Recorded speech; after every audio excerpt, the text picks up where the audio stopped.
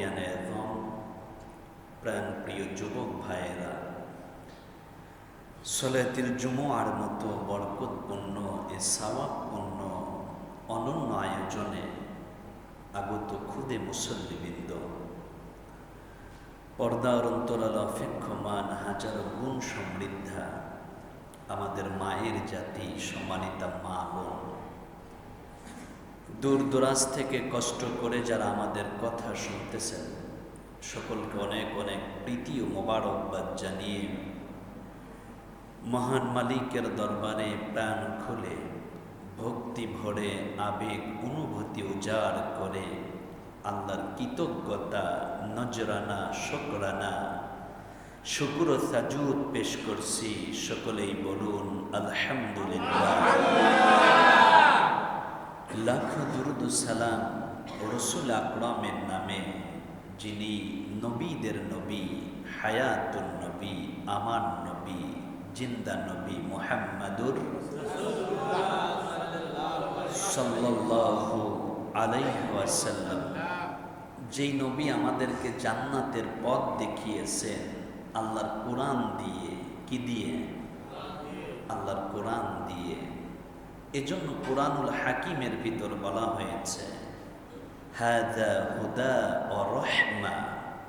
এই কোরআন হচ্ছে তোমাদের জন্য হেদায়াত, কোরআন হচ্ছে তোমাদের জন্য রহমত, ওয়া বুশরা লিল মুসলিমিন, আর এটি মুসলমানদের জন্য জান্নাতে যাবার সুসংবাদের এক অনন্য কিতাব। সুবহানাল্লাহ। আল্লাহ কোরআনের অন্যত্তরে আবার বললেন হাদাহু ইলা সিরাতিম মুস্তাকিম। এটা তো সেই কিতাব, যেই কিতাব তোমাদেরকে সঠিক, সহজ, সরল তথা জান্নাতের পথ দেখায়। এজন্য দুনিয়াতে যারা কোরআন মানবে, কোরআন পড়বে, কোরআন বুঝবে, কোরআন মোতাবেক জীবন পরিচালনা করবে, অর্থনীতি, স্বরাষ্ট্রনীতি, পররাষ্ট্রনীতি, আন্তর্জাতিক নীতি, পরিবারের নীতি সব যদি কোরআন দিয়ে মানতে পারেন, আল্লাহর কোরআন আপনাকে সরাসরি আল্লাহর জান্নাতে নিয়ে যাবে। সুবহানাল্লাহ। কিন্তু আপনি যদি কোরআনের বিপক্ষে অবস্থান করেন, এই কোরআন কিয়ামতে আপনার বিপক্ষে মামলা দায়ের করবে। নাউযুবিল্লাহি মিন যালিক। যেই কোরআন আপনাকে সুপারিশ করে জান্নাতে নিতে পারে, অপরদিকে ওই কোরআন আপনার বিপক্ষে কথা বলে আপনাকে জাহান্নামে নেওয়ার একটি কারণ হয়ে দাঁড়াতে পারে। এজন্য আপনি যদি পরকাল জিন্দেগিতে সেই কোরআনের সুপারিশ পেয়ে জান্নাতি হতে চান, তাহলে দুনিয়াতে আপনাকে থাকতে হবে সেই কোরআনের সাথে, সেই কোরআনের পথে। আর কোরআনের পথ মানে আল্লাহর জান্নাতের পথ। সুবহানাল্লাহ। কিয়ামতের ময়দানে কোরআনুল হাকিম ডেকে ডেকে বলবে, আয় আল্লাহ তাআলা, ইয়াকুলুল কুরআনু ইয়া রাব্বাল আলামিন। কোরআন বলবে, হে আল্লাহ, আমি তোমার কাছে একটি জবানবন্দি দিচ্ছি। ইন্না আবদাকা হাযা ইত্তাখাযানি মাহজুরা। তোমার এই বান্দা আমি কোরআনকে মানে নাই, কোরআন মোতাবেক চলে নাই, কোরআন দিয়ে তার জীবন সাজাই নাই। আমি কোরআনের কথা যেখানে হতো সেখান থেকে মুখ ফিরাইয়া নিত। আজকে এই কোরআন না শোনা মানুষ, কোরআন না মানা মানুষ, এই নাফরমান, আর আমি কোরআনকে একটু আলাদা করে দাও। ফাকুদি বাইনা ওয়া বাইনা, আমি কোরআন নাফরমানের ধারের কাছেও থাকতে চাই না। নাউযুবিল্লাহ। কত জটিল কথা, কত মারাত্মক কথা। তাহলে আপনি যদি দুনিয়াতে সেই কোরআনের সাথে না থাকেন, ময়দানে মেহশারে এই কোরআনের সুপারিশ পাবেন না রে বন্ধু। এজন্য আপনাকে আমাকে আসতে হবে কোরআনের ছায়া তলে। আর ওই কোরআনকে যারা হৃদয়ে ধারণ করবে, কোরআনকে যারা সামনে রাখবে, মান জাআলাহু আমামাহু কাদাহু ইলাল জান্নাহ। কোরআনকে যারা হৃদয়ে ধারণ করবে, সামনে সামনে রাখবে, এই কোরআন সরাসরি তাদেরকে টানতে টানতে আল্লাহর জান্নাতে নিয়ে যাবে। তাহলে আমাদেরকে থাকতে হবে কোরআনের সাথে। কিসের সাথে? কোরআনের সাথে। আপনি বন্ধুর ভালোবাসার পসরা মিলিয়ে এক জায়গায় আড্ডাতে যতক্ষণ না বসবেন, তার চাইতে বেশি বসবেন আপনি কোরআনের কাছে, হয়ে যাবেন কোরআনের ছাত্র। আপনি 1 ঘন্টা যদি আল্লাহর কোরআন নিয়ে গবেষণা করেন, কোরআনের ইলম নেওয়ার জন্য বসে পড়েন, আল্লাহ আপনার আমল নামায় 500 রাকাত নফল নামাজের সওয়াব দিয়ে দেয়। আমরা ধারাবাহিকভাবে একটি বিষয়ে কথা বলতেছিলাম, সেই বিষয়টির নাম আপনাদের মনে আছে? হ্যাঁ, ভুলে গেছেন। 1 সপ্তাহের ভিতরে আমরা ভুলে যাই। গীবত মানুষের একটি সিফাত, একটা তবিয়ত হচ্ছে, মানুষ যা শোনে তা ভুলে যায়। এটা আমরা অনেক সময় ভুলে যাই। আপনারা বলেন বিষয়টি এমন না, কিন্তু শুনতে শুনতে আমাদের মনে রাখতে হবে। আমরা গীবত নিয়ে ধারাবাহিকভাবে 3 জুমা আলোচনা করেছি। আজকে গীবতের শেষ জমা, অর্থাৎ রবিউস সানির শেষ জমা, গীবতের শেষ জমা। আমরা দারুণভাবে কথাগুলো স্মৃতির পাতায় নোট করে রাখব। আর যেহেতু রেকর্ড হচ্ছে, এটি মিডিয়াতে পাওয়া যাবে, সেখান থেকেও আপনি এ আলোচনা শুনে নিজের পরিবার এবং নিজেকে ইসলাহ করার, সংশোধনী দেবার এক দারুণ সুযোগ পেয়ে যাবেন। বক্তার বক্তব্য, খতিবের খুতবা, সেখান থেকে যদি আমি নিজেকে সংশোধন না করতে পারি, নিজেকে ইসলাহ করতে না পারি, তাহলে আপনার জীবন 16 আনাই বৃথা। 16 আনাই কি বৃথা হয়ে যাবে। এজন্য আসুন আমরা যে জায়গায় কথা রেখেছিলাম, গীবত, অন্যের পরনিন্দা করা, অন্যের সমালোচনা করা, এটাকে কি বলে? গীবত বলে। আমরা গীবতের A to Z প্রায় জেনে ফেলেছি। শেষ স্টেপে আমরা খাইতে খাইতে গীবত করি, খাইতে খাইতে ভাত খাচ্ছি, এরপরে কেন জানি মনে হয় অন্যের দোষ না বললে ভাত হজমই হবে না। এরকম মানুষ আছে না নাই?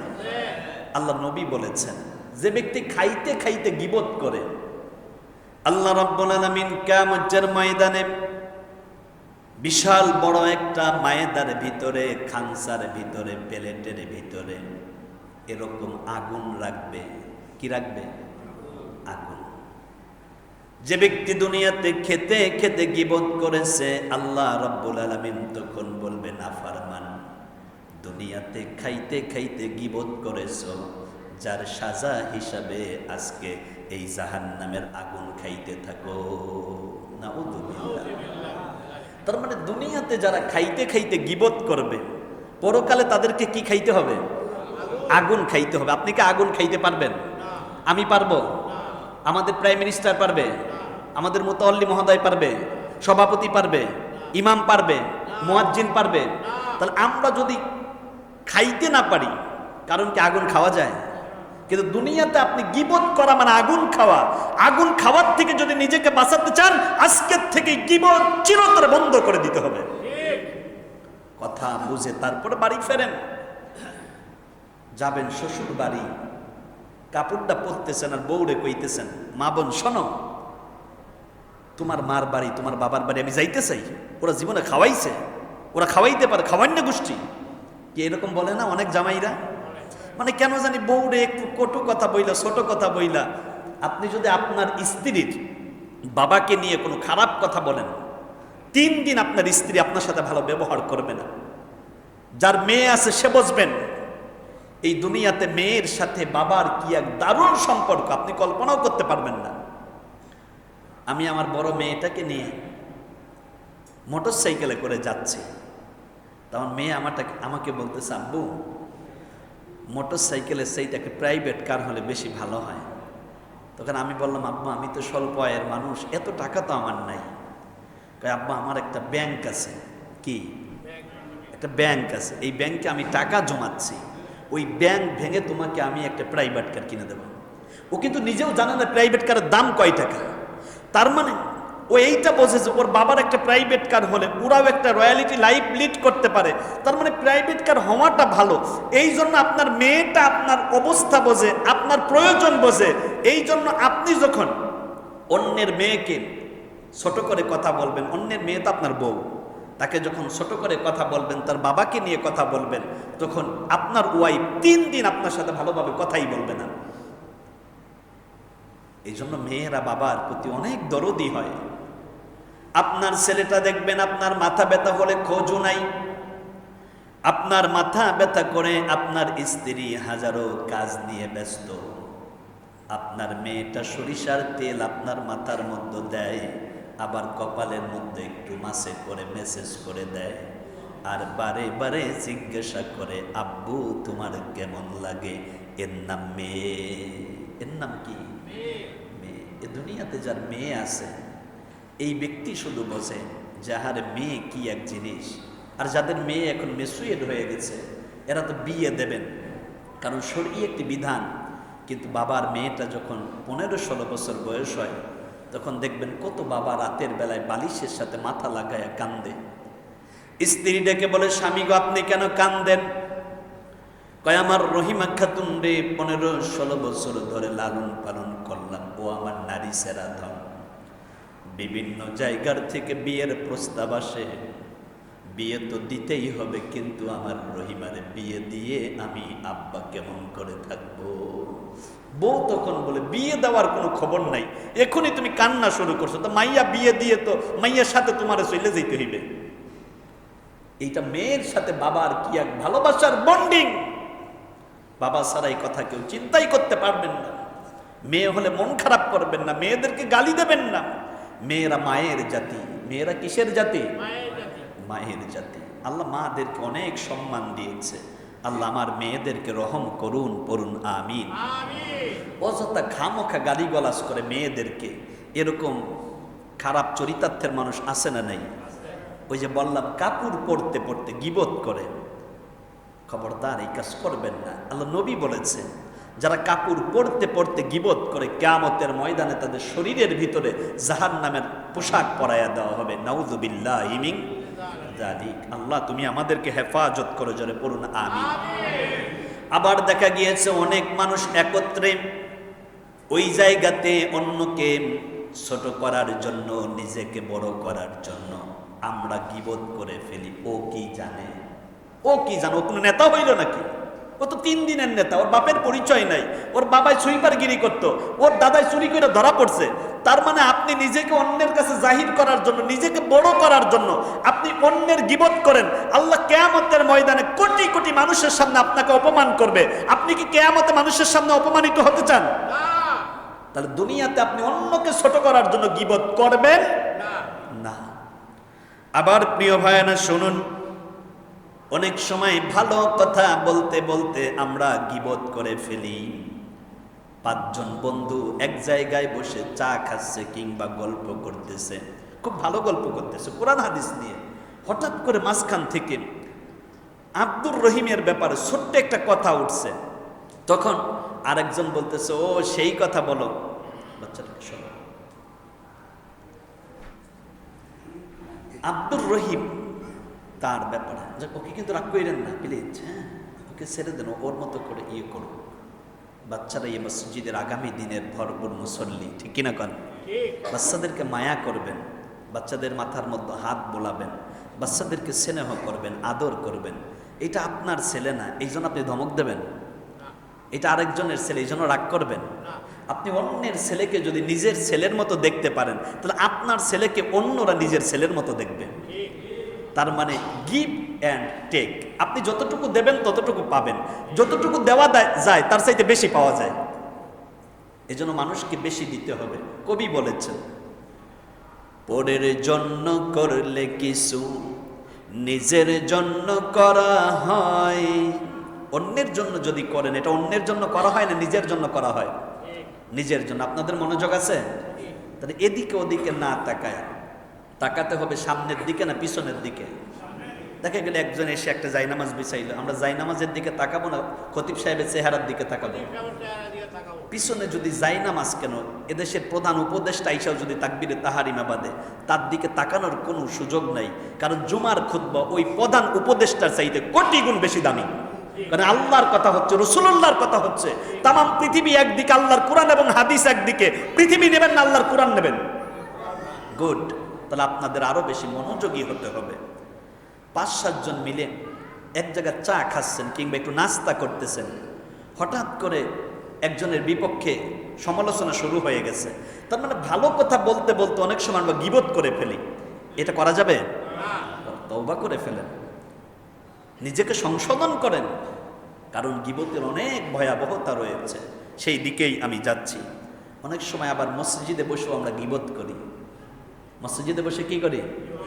সরাসরি গীবত করি, নাইলে সামনাসামনি গীবত করি, নাইলে আবার ইশারায় গীবত করি। ইশারায় গীবত করি এরকম অবস্থা আপনারা তো বোঝেন, একটু মোটামুটি ইটস গীবত। এটা কি? এরকমটা করবেন না, কারণ আল্লাহর ঘর মসজিদে আসছেন ইবাদতের জন্য। সেই ইবাদতের জায়গাটায় যদি আপনি গীবত করে মসজিদ থেকে গুনাহ নিয়ে বাড়ি ফেরেন, তাহলে মসজিদে আসা আর না আসা তো সমান কথা হয়ে গেল। মসজিদে 10 মিনিট আগে আসছেন, এক বন্ধু আর এক বন্ধুর সাথে কত কথা বলে, কেন জানি মনে হয় মসজিদটা মাছ বাজার। না, গল্প করবেন না। মসজিদের মধ্যে আপনি বসে পড়বেন একাকী নীরবে নিবড়িতে। আপনার অবস্থানটা এমন হওয়া দরকার, আমি আর আপনি আল্লাহর ঘর মসজিদে অনুগত বান্দার মতো বসে পড়ব। পারবো তো ইনশাআল্লাহ? আল্লাহ আমাদেরকে দিনের সহি বুঝদান করুন, করুন আমিন। আমরা কথা বলতেছিলাম কি নিয়ে? গীবত নিয়ে। কি নিয়ে? গীবত নিয়ে। আমরা আজকে জানবো গীবতের স্তর। গীবতের স্তর। এই পাশে যারা অল্প বয়স্ক আছো, সেগারিকম, যারা অল্প বয়স্ক, তারা আরো বেশি মনোযোগ দাও। আর যদি সুযোগ হয় কথাগুলো আপনি সেভ করেন। আমি আপনাদেরকে একটা তথ্য দিয়ে যাই। যদি এমনটা দেখেন, 2 বন্ধু এক জায়গা বসছেন, 2 চাচামি এক জায়গা বসছেন, আর একজন আপনার সাথে কথা বলে, তার মানে আপনি কথা শুনতে চান, কিন্তু আরেকজন কথা বলে আপনাকে মিসগাইড করা বা ডিস্টার্ব করে, তাহলে আপনার উচিত হবে তার থেকে একটু দূরে থাকা। কারণ এই মসজিদের মধ্যে এসে আপনি অন্যের সাথে যখন কথা বলবেন, সোয়াবের পরিবর্তে গুনাহ হবে। কারণ প্রয়োজন ছাড়া তো মসজিদে কথা বলাই জায়েজ নাই। কিন্তু আমরা এখানে আসার পরে কোরআন হাদিস নিয়ে কোনো কথা নাই। অমুকের মাইয়ার কি অবস্থা, অমুকে কি করছে, কয় শুনছো অমুকের বউ আরেকজনের সাথে বাড়াইয়া গেছে, আর অমুকের বউ বাড়াইয়া গেছে, তাতে তোর কি? তোর বউ কবে বাড়াইয়া যায় সেই চিন্তা করো। মানে কেন জানি মনে হয় যে মসজিদটা পর্যন্ত গীবতের জায়গা থেকে এখন রক্ষা পাচ্ছে না। ঠিক কিনা কন? রাগ করলেন? বাস্তবতার নিরিখে কথা বলি, কারণ একটি সমাজ পরিবর্তনের জন্য সমাজের যে ডিমান্ড, পঞ্চায়েতের যে প্রয়োজন, সেইটাকে অ্যানালাইজ করে খতিবের খুতবা দিতে হবে। আর এইটার নাম খুতবা। আর এই খুতবা থেকে মুসল্লিরা যদি সংশোধন নিতে পারে, মুসল্লিরা যদি এখান থেকে শিক্ষা নিতে পারে, তার জীবনটা যেমন রঙিন হবে, কিয়ামতের ময়দানে মুসল্লি, ইমাম, খতিব সবাই আল্লাহর জান্নাতি হয়ে এক জান্নাতে থাকার এক অপূর্ব সুযোগ পেয়ে যাবে। আল্লাহু আমিন। এইবার শোনেন কথা। গীবতের স্তর 4টি। কয়টি? 4টি। 1 নম্বর হচ্ছে কুফর। 1 নম্বর কি? সবাই একটু জবান ছাড়ুন না কি? 2 নম্বরে হারাম। 2 নম্বর কি? 3 নম্বর হলো মুনাফিকি। 3 নম্বর কি? আর 4 নম্বর গীবতের স্তর হলো মুবাহ, মানে জায়েজ। কুফর মানে অস্বীকার করা, আর হারাম মানে যেটা আল্লাহ রাব্বুল আলামিন স্পষ্টত হারাম করে দিয়েছে। মদ হালাল না হারাম? এই মদ খাইলে পারে যেই গুনাহ হবে, তার চাইতে জঘন্য গুনাহ হয় গীবত করলে। আল্লাহ রাসূল বলেছে জিনাটা এত জঘন্য এক গুনাহ, এই জিনার চাইতে জঘন্য গুনার নাম গীবত। সুদ জঘন্য গুনাহ, এই সুদের চাইতে জঘন্য গুনার নাম হচ্ছে গীবত। কিন্তু সেই গুনাহ আমাদের মাঝে কম না বেশি? অনেক বেশি। আসুন ধারাবাহিকভাবে 4টি স্তর সম্পর্কে আমরা জানবার চেষ্টা করি। আল গীবাতুল কুফর। কুফর কাকে বলে? গীবতে কুফর। ইমাম সাহেব বলল যে মাজারে সাজদা দেওয়া যাবে না। মাজারে কি করা যাবে না? কবরে সাজদা দেওয়া যাবে না, পীরের পায়ে সাজদা দেওয়া যাবে না। এখন যারা মাজারে সাজদা দেয়, পীরের পায়ে যারা সাজদা দেয়, তারা এইটাকে পুঁজি করে রাস্তাঘাটে কিংবা তাদের অনুসারীদের ভিতরে বলা বলি শুরু করছে, দেখছো ইমাম সাহেবে আমাদেরকে নিয়ে এমন কথা বলছে, আর হুজুরে কোনো ফতুয়া পায় নাই, হাদিস পায় নাই, মাজারে সাজদা দিলে নাকি শিরক হয়, এই কথাই মোল্লাই কয়। কিন্তু মাজারে সাজদা দিলে যে শিরক হয়, এই কথাটা কার? তাহলে ইমাম সাহেবকে আল্লাহর কথা বলছে নাকি নিজের কথা বলছে? তাহলে ইমাম সাহেব আল্লাহর কথা বলার পরে সেইটা যদি আপনার কাছে ভালো না লাগে, আর এইটা যদি আপনি ইমাম সাহেবের ফতুয়া বলে চালাইয়া দেন, তাহলে এইটা হচ্ছে আপনি ইমামের গীবত করলেন আর আল্লাহর আইনের অস্বীকার করলেন। এইটাকে আরবিতে বলা হয় আল গীবাতুল কুফর। আল্লাহর কথা অস্বীকার করে ইমামের বক্তব্যের বিরোধিতা করে ইমামের সমালোচনা করা, এইটাকে বলা হয় গীবতে কুফর। এইটাও আমাদের সমাজে কম না বেশি? ইমামে সুদের বিপক্ষে কথা বলছে, কয় দেহ মোল্লায় হাদিস বানায়া ফেলাইছে। আসছেন এরকম লোক? হাদিস ইমামে বানায় না হাদিস নবীর কথা? কয় এই দেখো মোল্লায় কোরআনে না কোন জায়গা থেকে বলছে আল্লাহ জানে। মাঝে মাঝে হুজুরেরা সত্য কথা কয়, কিন্তু কিছু কিছু কথা আবার মনে হয় নিজের থেকে বললে ফেলায়। এই সুযোগ কি আছে? কোন আলেম কোন বক্তা যদি নিজের থেকে কোনো কথা বলে, কিয়ামতের ময়দানে আগুনের কেসি দিয়ে তার জিহ্বা কেটে ফেলা হবে। কোন আলেম যদি কোরআনের সত্য কথাও না বলে, কিয়ামতের ময়দানে তার জিহ্বা টেনে উপড়ায় ফেলা হবে। এজন্য বাড়াবাড়িরও কোনো সুযোগ নাই, সারাসারিরও কোনো সুযোগ নাই। আল্লাহর যতটুকু কথা, রাসূলুল্লাহর যতটুকু কথা খতিব হিসাবে ততটুকু বলতেই হবে। এবং বলার পরে সুদখোরদের গায়ে যদি লাগে, আর ওই সুদখোর যদি বলে দেখো যে আদেইলে হাদিস বানাইছে আর হুজুরে এটা আমার এই টার্গেট কইরা বলছে, তাহলে হুজুরের নামে গীবত করলো আর আল্লাহর বিধানের অস্বীকার করলো, ওই ব্যক্তি আল গীবাত আল কুফরের অন্তর্ভুক্ত হয়ে গেল। এই কাজগুলো করা যাবে না। তার মানে হুজুরের বক্তব্য যদি আমার দলের বিপক্ষে যায়, তাহলে দল মানবেন না, আল্লাহর কোরআনের কথা মানবেন। সুদের বিপক্ষে যদি হুজুরে কথা বলে, তাহলে আমার সাময়িক যদি মন খারাপ হয়, তাহলে হুজুরকে গালিগালাজ করবেন না সুদ ছাইড়া দেবেন? সুদের 73টি শাখা। কয়টা? 1 নম্বর শাখা হলো আল্লাহ এবং তার রাসূলের সাথে জিহাদ করা। নাউজুবিল্লাহ বলবেন না? আর সুদের সর্বনিম্ন শাখা হলো তার আপন মায়ের সাথে জিনা করা। আপন মা, আপন মা। আপনারা 4 ভাই, 3 ভাই নামাজি, 1 ভাই সুদ খায়। সুদ খাওয়ার কারণে আপনার ওই ভাইটা আপনার মায়ের সাথে জিনা করেন। 3 ভাই মিলে এখনই ওই ভাইটাকে চাপা ধরেন, আজকের থেকে বাড়িতে থাকলে সুদ ছাড়তে হবে। কি ছাড়তে হবে? তোর মতো বদমাশ ভাই দিয়ে আমি কি করবো? তুই আমার মায়ের সাথে জিনা করো বেটা। 3 ভাই শপথবদ্ধ হন, ওরে গ্রাম ছাড়া করেন। 2 কারণে এলাকার মধ্যে গজব আসে। কয় কারণে? একটা হচ্ছে জিনা আর একটা সুদ। একটা জিনা আর একটা কি? আজকে আপনাদের বাইতুল আমান পঞ্চায়েতের ব্যাপারে একটি প্রশংসিত কথা উঠেছে। আমরা অনেক আলেম একত্রিত হয়েছিলাম সকালে।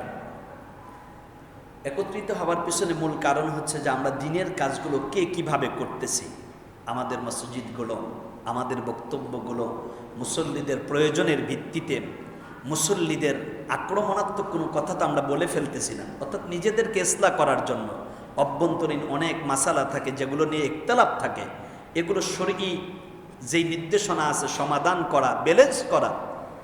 একটা পর্যায়ে আমরা বললাম যে আমরা দক্ষিণ পানগা যে আলেমরা আছি, আমরা মাঝে মাঝে একত্রিত হই, একসাথে বসি, আমাদের পঞ্চায়েত, আমাদের এলাকাতে যে বিষয়গুলো প্রয়োজন সেইগুলো নিয়ে গবেষণা করে আমরা কথা বলি।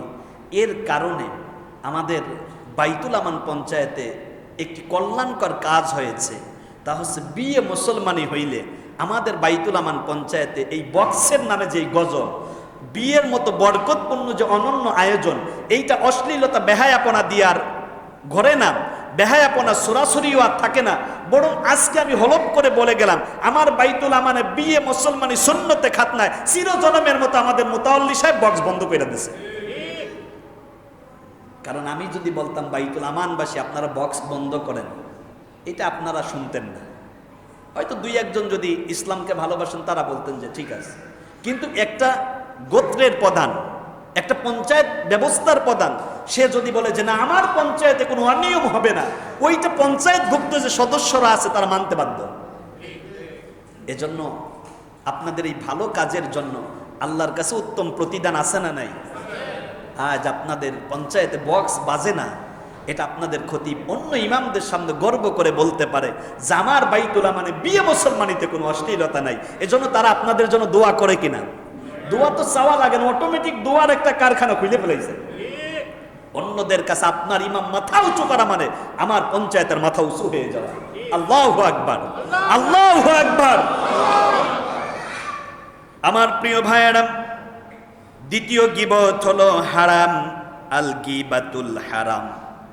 অন্যের সম্মান নষ্ট করা, হনন করা হারাম। অন্যের সম্মান নষ্ট করা কি? আপনি একজনের সম্মান নষ্ট করার জন্য সবার কাছে বলে বেড়ালেন, অন্যের সম্মান নষ্ট করার জন্য সবার কাছে তার বিরুদ্ধে সমালোচনা করলেন, এইটা আল্লাহ রব্বুল আলামিন হারাম করে দিয়েছে। এটা আল্লাহ কি করেছে? তাহলে অন্যের সম্মান নষ্ট করলেন গীবতের মাধ্যমে। গীবত এক ভয়াবহ গুনাহ, আর গীবতের কারণে তার সম্মান নষ্ট হলো। এই কাজ যারা করলো তারা গীবতে হারামের ভিতরে থাকলো। তাহলে আপনি গীবতের মাধ্যমে অন্যের সম্মান নষ্ট করবেন? তাহলে এই কাজ যদি করেন তাহলে কয়টা গুনাহ? একটা হচ্ছে আল্লাহ হারাম করছে অন্যের সম্মান নষ্ট করা, আর দ্বিতীয়ত গীবত করাটাও আল্লাহ রাব্বুল আলামিন নিষেধ করছেন। তার মানে আল্লাহর এই বিধান না মেনে আপনি যদি অন্যের সমালোচনা করেন, অন্যের সম্মান নষ্ট করেন, তাহলে আপনি গীবতে হারাম করলেন। তাহলে এখান থেকে আমাদের বের হওয়ার দরকার আছে না নাই? এরপরে আসুন, গীবতের তৃতীয় স্তর হচ্ছে আল গীবাতুল মুনাফিক। অর্থাৎ মুনাফিক শব্দটি আসছে নাফাকুন থেকে। নাফাকুন শব্দের অর্থ হচ্ছে গর্ত একটা, গর্ত মুখ দুইটা। মুখ কয়টা? সবাই বলেন না, মুখ কয়টা? আপনারা কখনো বাবুই পাখির বাসা দেখছেন? তাল গাছে বাবুই পাখি বাসা বাঁধত না? বাবুই পাখিরে ডাকিয়া বলেছে চড়াই, কুড়ে ঘরে থাকো করো শিল্পের বড়াই, আমি থাকি মহাসুখে অট্টালিকার পরে, তুমি কত কষ্ট পাও রোদ বৃষ্টির ঝড়ে। ছোটবেলায় পড়ছেন না এই গল্প? বাবুই পাখি বাসা বানায়, দেখবেন বাসায় একটা, কিন্তু মুখ আছে দুই তিনটা। ছোটবেলায় এইটা দেখার পরে কি এক মজা লাগতো। এখন যারা মোটামুটি 2000 সালের পরে যারা জন্মগ্রহণ করছে তারা স্বাভাবিক এগুলো এখন আর পাচ্ছে না। তার মানে এই যে গ্রামীণ যেই সভ্যতা, গ্রামীণ যে প্রকৃতি, গ্রামীণ যে প্রাকৃতিক আনন্দ সৌন্দর্য, এইটা দিন দিন একেবারে মিলান হয়ে যাচ্ছে।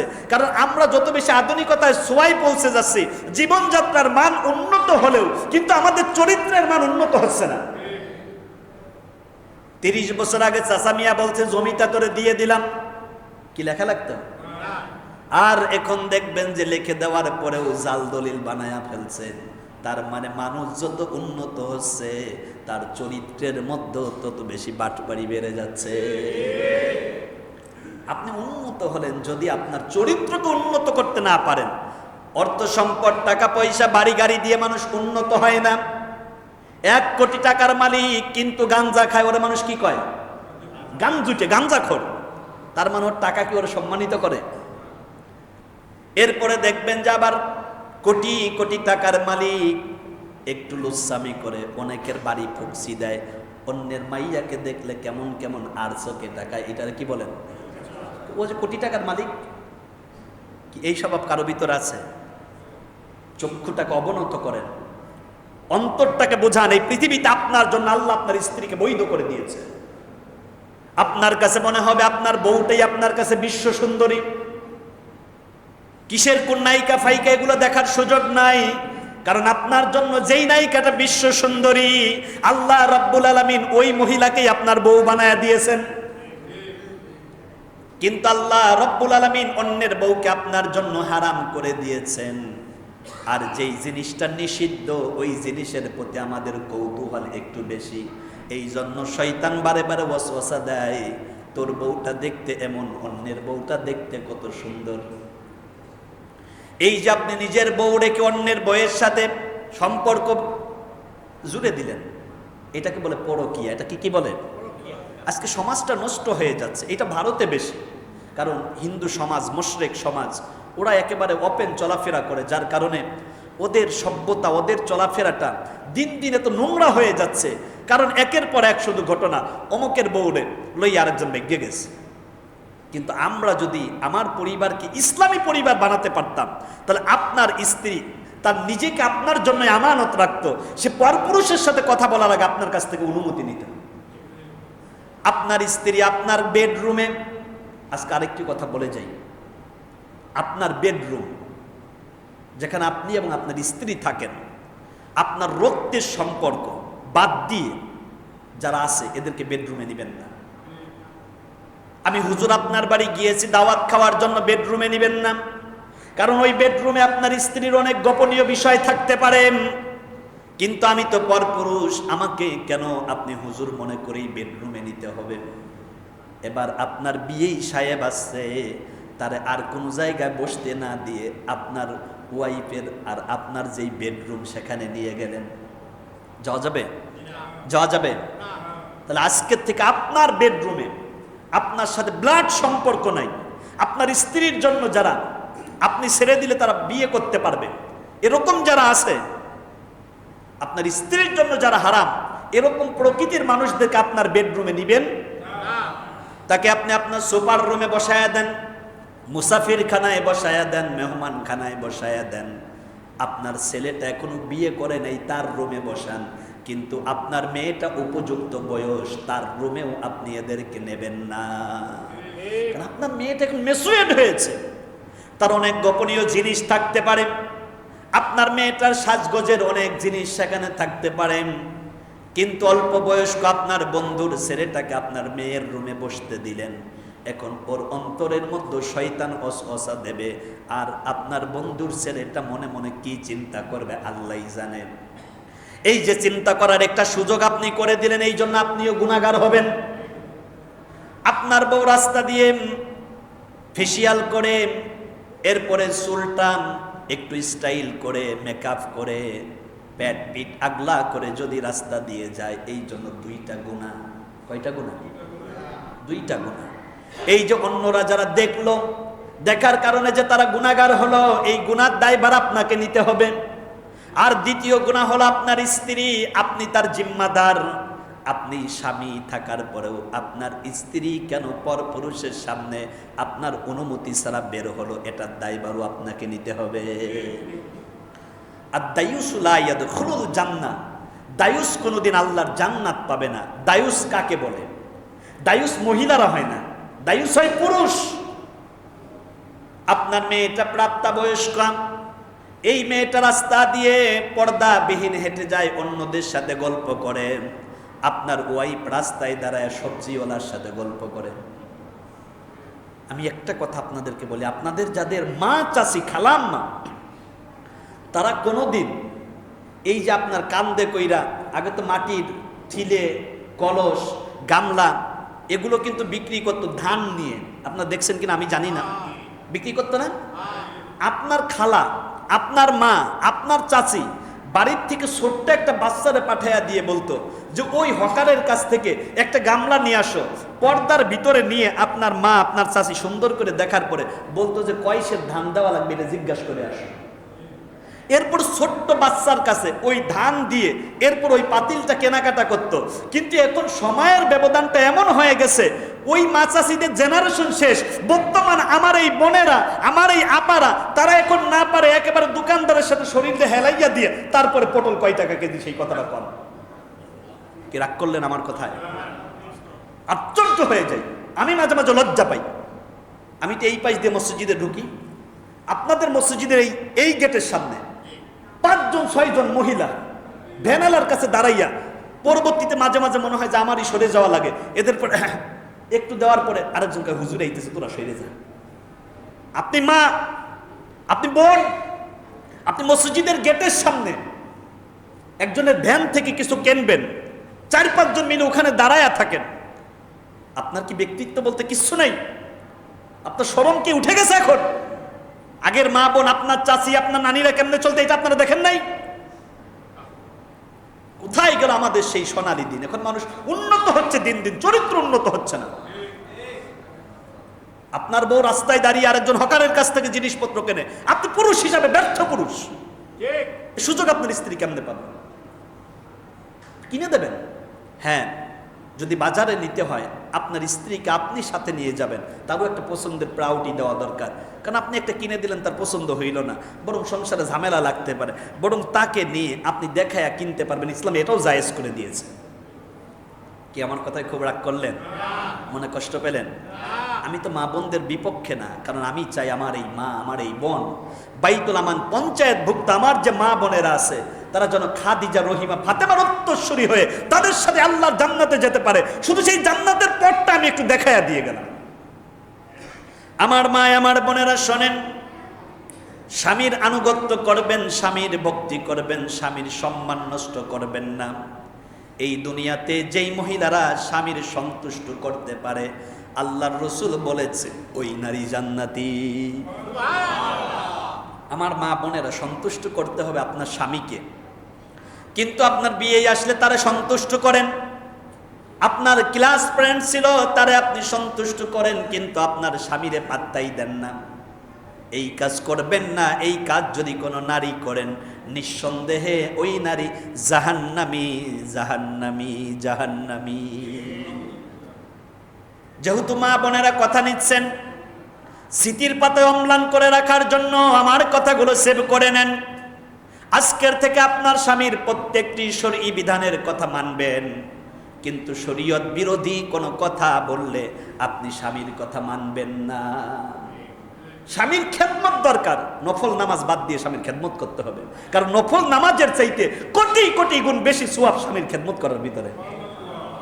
তাহলে মা বোনেরা, নফল নামাজে দাঁড়াইছে, স্বামী সারাদিন কাজ করে বাড়িতে আসার পরে 10 মিনিট বেডের উপরে বইয়া আছে, এরপরে বউরে কয়, ও আম্বিয়ার মা, আমি যাচ্ছি, তুমি দেখো নাই?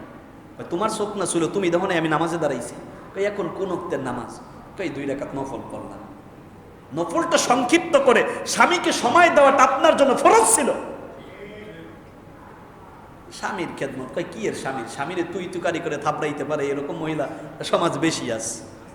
আল্লাহ মা বোনদেরকে হেফাজত করুন, পড়ুন আমিন। মেরাজের রাতে আল্লাহর নবী জান্নাত জাহান্নাম ভিজিট করলেন। জাহান্নামে গিয়ে দেখলেন মহিলা বেশি। জিবরিল আমিনকে জিজ্ঞাসা করলেন, জিবরিল গো, এরা জাহান্নামী হবার কারণ কি? জিবরিল আমিন বলল, এরা স্বামীর অকৃতজ্ঞ ছিল, নাফরমান ছিল, স্বামীর শুকর আদায় করত না, এই জন্য এই মহিলাগুলো জাহান্নামী। একবার বলা যাবে কিনা আউযুবিল্লাহ? মহিলারা জাহান্নামে যাবে 4 কারণে। স্বামীর খেদমত যদি না করেন, নামাজ যদি না পড়ে, রোজা যদি না রাখে, আর নিজের সতীত্বের হেফাজত যদি না করেন। নামাজ আছে, রোজা আছে, সতীত্বের হেফাজত আছে, স্বামীর খেদমত নাই, বলেন দেখি, বলেন এই নারী কি আল্লাহর জান্নাতে যেতে পারবে? তার মানে মা আমার বোনেরা শোনো, তোমাদের জন্য জান্নাত পাওয়া সহজ। 1 নম্বর আল্লাহর বিধান নামাজ। 1 নম্বর কি? নামাজ। 2 নম্বর রমজানের রোজা। এরপরেও যদি কোনো মা, কোনো বোন শরীয়তের অজরে তার মিন্স হয়ে যায়, মাসিক ঋতুস্রাব হয়ে যায়, আল্লাহ রব্বুল আলামিন রমজান মাসেও তার জন্য ওই সময়ে রোজাগুলো মাফ করে দিয়েছেন, যদিও পরবর্তীতে রেখে দিতে হবে সুস্থ হওয়ার পরে। 3 নম্বরে হলো আপনার সতীত্বের হেফাজত করবেন। 4 নম্বরে হলো আপনি আপনার স্বামীর এতওয়াত করবেন, স্বামীর ভক্তি করবেন, খেদমত করবেন। এই 4টা কাজ করার সাথে সাথে একজন নারী আল্লাহর 8 প্রকার জান্নাতের কোটি কোটি দরজার যে কোনো একটা দিয়ে প্রবেশ করতে পারবে। বলেন মারহাবা। আমি কথা বলতেছিলাম আমার ভাইয়েরা, 3 নম্বর গীবত হলো মুনাফিকি করা। 3 নম্বর গীবত কি? আল গীবাতুল মুনাফিক। একজনের দোষ আরেকজনের কাছে বলা। একজনের কাছে গিয়ে বলে, শুনছনি ও তো তোমার এই কথা বলছেন। আবার অন্যজনের কাছে গিয়ে বলে, শুনছো অমুকে তো তোরে এই কথা বলছে। কয় দোস্ত, আব্দুর রহিম তোরে যে বাসটা দেছে। আবার মনে করেন যে আব্দুল করিমের কাছে গিয়ে বলে যে আব্দুর রহিম তোরে যে বাসটা দেছে, মানে এর কথা ওর কাছে, ওর কথা এর কাছে। এই যে মনে করেন মানুষ একজন, কিন্তু মনে করেন মুখ কয়টা? মুখ কয়টা? তো 2 মুখ মানেই হচ্ছে মুনাফিক। 2 মুখ মানে কি? মুনাফিক। আপনারা কি 2 মুখী হবেন না 1 মুখী হবেন? আপনারা মাছি চেনেন? মাছি, এই যে মাঝে মাঝে দেখবেন যে ফুলের উপরে বসে মাছি, মিষ্টির উপরে বসে, আবার ফুলের উপরে গিয়ে বসে, আবার পায়খানার উপরেও বসে। এইটার আপনারা কি বলেন? বুইয়ে মাছি না, শুধু ফুলের উপরে যেটা বসে ওইটা মৌমাছি। আর মাঝে মাঝে দেখবেন যে আপনার কাঁঠালের উপরে বসে এক ধরনের বড় বড় ভো ভো করে মাছি, আবার ওই মাছিটাই গুইয়ের উপরে বসে। তার মানে বসে কয় জায়গায়? তার মানে এই মাছিটার স্বভাব হচ্ছে মুনাফিকি স্বভাব। আর মৌমাছি যারা, ওরা দেখবেন যে জীবনে কোনোদিন গুইয়ের উপরে বসবে না, বসবে ফুলের উপরে। এইটা মৌমাছি। মৌমাছির ভূমিকায় যারা থাকবে তারা জান্নাতি, গুইয়ে মাছির ভূমিকায় যাদের দোমুখী হবে ওরা জাহান্নামী। তাহলে আপনারা আজকে গীবত করার কারণে আপনারা কি গুইয়ে মাছি হবেন না মৌমাছি হবেন? আল্লাহ মৌমাছির শানে কুরআনুল হাকিমের মধ্যে সূরাতুন নাহল নামে একটা সূরাই দিয়ে দিয়েছেন। সুবহানাল্লাহ। তাহলে একটা ম্যানিফেস্টি নেই। আপনারা কি গুইয়ে মাছি হবেন না মৌমাছি হবেন? আপনারা কি গুইয়ে মাছি হবেন না মৌমাছি হবেন? আজকের থেকে যারা গীবত করবে ওরাই গুইয়ে মাছি, আর যারা গীবত থেকে বের হয়ে আসতে পারবে ওরাই প্রকৃতপক্ষে মৌমাছি। ঠিক কি না কর? আল্লাহ গীবত থেকে বাঁচবার তৌফিক দান করুন, আমিন। এইবার আসুন, একজনের দোষ আরেকজনের কাছে বর্ণনা করা, অন্যের দোষ আরেকজনের কাছে লাগায়া দেওয়া, এইটাকে আরবিতে বলে চগলখোর। এটা কি বলে? চগলখোর। লা ইয়াদখুলুল জান্নাতা কত্তাত। কত্তাত শব্দের অর্থ চগলখোর, আর চগলখোরটা বাংলা শব্দ। আল্লাহর নবী বললেন লা ইয়াদখুলুল জান্নাতা কত্তাত। এ দুনিয়াতে যারা চগলখোর হবে ওরা কোনোদিন জান্নাতে প্রবেশ করবে না। এবার আপনারা জান্নাতে যেতে চান নাকি জাহান্নামে যেতে চান? এইবার দারুণ করে আমার কথাগুলো শোনেন। আল গীবাতুল মুবাহ, যেই গীবতটা জায়েজ, যেই গীবতটা কি। এখন দেখা গেল একজন ইমাম কিংবা আলেম এসে প্রকাশ্যে মানুষকে কবর পূজার কথা বলে, মাজারে মান্নতের কথা বলে, পীরের পায়ে সাজদা দেওয়ার কথা বলে। এখন ওই ইমামের বিপক্ষে ওই অঞ্চলে যত আলেম আছে তাদের ফতোয়া দেওয়াটা ওয়াজিব হয়ে যায়। আর এই ইমামের ব্যাপারে, আলেমের ব্যাপারে অন্য আলেমরা ফতোয়া দেবে। কারা দেবে? কারণ ফতোয়া দেওয়ার অধিকার সাধারণ মানুষের না আলেমদের। শুধু আলেম হলে হবে না, ফতোয়া দেওয়ার যোগ্যতা এবং সার্টিফিকেট থাকতে হবে। কিন্তু এখন তো ফতোয়াবাজির ব্যাপারে কি সার্টিফিকেট লাগে? জায়গা লাগে? ফতোয়া দেওয়ার জন্য একটা চার স্টল হইলেই তাই না, আর কিছু লাগে? একজন আলেমের ব্যাপারে আমি আমার মাস্টার্সের পরীক্ষায় এইটা লিখে পাশ করছি যে আলফাজুল জুরহি ওয়াত তা'দিল। আপনি একজন বড় আলেম আর একজন আলেমের গবেষণায় সমালোচনা করবেন, একজন আলেমের ব্যাপারে আপনি কলম ধরবেন, আপনার গুণ লাগবে 11টা। কয়টা? সবাই বলেন না। তার মানে একজন আলেমের ব্যাপারে আর একজন আলেম সমালোচনা করতে গেলে গুণ লাগবে কয়টা? কিন্তু আমার সমাজে অনেকেই আছেন সূরা ফাতিহার মধ্যে 33 জায়গা লুকমা যাবে, ওই ব্যক্তিও আলেমের ভুল ধরে, আলেমের নামে সমালোচনা করে। একজন আলেম আর একজন আলেমের ব্যাপারে সমালোচনা করতে হলে 11টা গুণ লাগে। এই 11টার একটা গুণ হলো এই সিয়াসিত্তার 6 কিতাবের উল্লেখযোগ্য কিতাব বুখারী। এই বুখারীর ইবারত পড়ে অর্থ করার যোগ্যতা থাকতে হবে। কোরআনের চাইতে হাদিসের কিতাব বেশি কঠিন। কোরআনই তো পড়তে পারে না অনেকে, আবার বুখারী পড়বে। এই মানুষগুলো তো হুজুরকে ভুল ধরে। আবার আমরা তো মানবীয় ত্রুটি হুজুরদেরও থাকে, হুজুরেরাও তো ভুল ত্রুটির ঊর্ধ্বে না। তবে হ্যাঁ, আপনার দৃষ্টিতে যদি কোনো আলেমের ভুল পরিলক্ষিত হয়, একান্তে নীরবে নেবড়িতে উস্তাদজি একটা কথা বলতে চাচ্ছিলাম, এই বিষয়টি আমার একটু জানতে মনে চায়। কি মনে চায়? আদবের সাথে, আদবের সাথে বললে পারে হুজুর দেখবে হারে আমার তো এই বিষয়টা ভুল হয়ে গেছে, দেখবেন হুজুর আপনাকে সরি বলবে। ভাই আহারে, এটা তো আমার মনের বেখেয়ালে হয়ে গেছে। তার মানে এইটার মধ্যে মনে করেন দুইজনের সম্প্রীতি আর ভালোবাসা বিল্ড আপ হতে থাকে। সুবহানাল্লাহ। আজকের জুমার একেবারে শেষ প্রান্তে আমরা চলে এসেছি। যে ইমামের কারণে সমাজের মধ্যে শিরক বেদাত ছড়ায়া যাচ্ছে, ওই ইমামের বিপক্ষে ওই এলাকার বাকি যে ইমামেরা আছে তারা সমালোচনা করতে পারবে, কারণ একজন আলেমের ব্যাপারে সমালোচনা করার হকদার একজন আলেম। তাহলে আজকে বলেন, একজন ইমামের ব্যাপারে সমালোচনা করার জন্য মুসল্লিরাই যথেষ্ট কি? এজন্য আমরা খুব সাবধান এবং সচেতন হয়ে যাব। কারণ সূরা ফাতিহা পড়তে গেলে আলহামদুলিল্লাহ বলতে গেলে কত ভুল হয়, কিন্তু দেখা যায় আমরা আলেমের ভুল ধরি। একটা কথা মনে রাখেন, আলামের রুহ জগতে আমরা যখন নবীর রুহুর সাথে ছিলাম, আমি আমার কথা বলছি না, আলেমদের কথা বলছি। আমি নিজেকে কোনোদিন আলেম হিসেবে দাবি করি না, আমি এখনো তলবে এলেম। আমি যতদিন বেঁচে থাকি আল্লাহ যেন আমাকে দিন শেখার জন্য আমাকে তলবে এলেম হিসাবেই কবুল করেন, আমার মরণটা যেন তলবে এলেম হিসাবে হয়। কিন্তু আমার চাইতে যারা আলেম মনে করেন বড় বাড়ির হুজুর, এই বাইতুল নূরের চেয়ারম্যান বাড়ির হুজুর, বাগবাড়ির হুজুর, বাইতুল মুকাদ্দাসের হুজুর, সারা বাংলাদেশে যত আলেম উলামা আছে, এরা আলামে রুহু জগতে আল্লাহ নবীর রুহ মোবারক দেখেছিল, এই জন্য দুনিয়ায় তারা আলেম হয়ে গিয়েছে। বাইতুল আমানবাসীকে শেষ একটি কথা বলে যাই, যখন দেখবেন আপনাদের ইমাম সাহেব, বাইতুল নূরের ইমাম সাহেব, বড় বাড়ির ইমাম সাহেব, 4-5 জন হুজুর একসাথে হেঁটে যায়, বাইতুল আমানের কোনো মুসল্লি এই কথা বলবেন না যে আমাকে বলবেন না অন্তত হুজুর আসেন এক কাপ চা খাই। আপনি বাকি হুজুরদেরকে বলবেন আসসালামু আলাইকুম উস্তাদজি, আপনাদেরকে একটু চা খাওয়াতে চাচ্ছিলাম। আচ্ছা বলেন, এই কথা যদি অন্য হুজুরদেরকে বলেন, আপনাদের হুজুর কি চা খাওয়া থেকে বাদ পড়বে?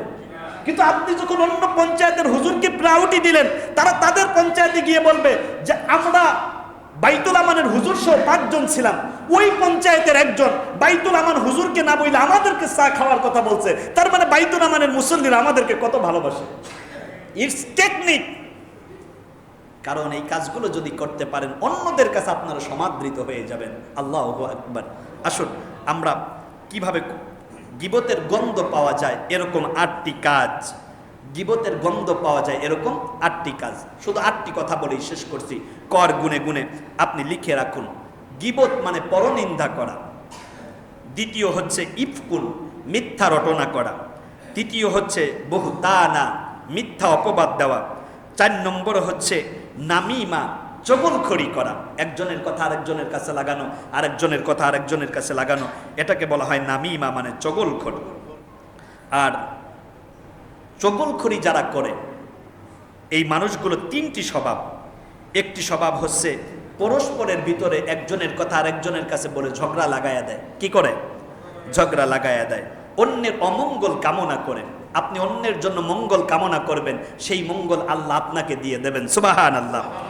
3 নম্বর হচ্ছে চগলখড় যারা, তারা ভালো মানুষের দোষ বর্ণনা করে বেশি, চিন্তা করে যে আমি সব জানতা সংসার, ও কি জানে না, বরং আপনার ধারণাটা এমন হবে যে আমার চাইতে ওই ব্যক্তি বেশি ভালো জানে।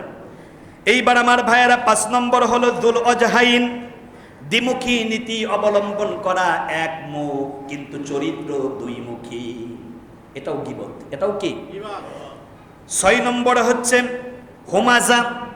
আসেন একটা সূরা বলতে পারেন কেউ? ওয়াইলুল লিকুল্লি হুমাজাতিল লুমাজা।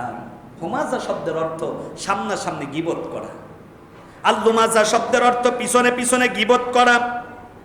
আর 8 নম্বরে হলো সাতমন, অন্যকে অপমান করা। এই কাজগুলো যারা করেন তারা সবাই গীবতের আসামি। কিসের আসামি? এই কাজগুলো করা যাবে না। আজকের থেকে একটা ওয়াদা করে যান, আজকের থেকে আর কোনোদিন গীবত করব না।